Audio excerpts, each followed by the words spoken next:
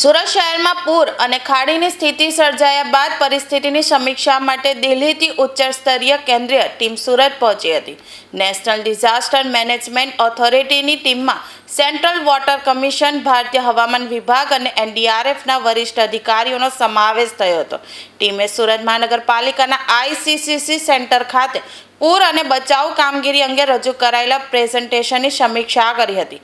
પાલિકા દ્વારા પૂર દરમિયાન લોકોના સ્થળાંતર, ફૂડ પેકેટના વિતરણ તેમજ પૂર બાદ હાથ ધરાયેલી સફાઈ કામગીરી અંગે કેન્દ્રીય ટીમને વિગતવાર માહિતી આપવામાં આવી હતી. ત્યારબાદ એનડીએમએની ટીમે મીઠી અને ભેદવાડ ખાડીના કિનારે આવેલા પૂરથી પ્રભાવિત વિવિધ વિસ્તારોની સ્થળ મુલાકાત લીધી હતી. ટીમ સણિયા હેમાદ વિસ્તારોમાં પણ પહોંચી હતી અને સ્થાનિક પરિસ્થિતિનો ત્યાગ મેળવ્યો હતો.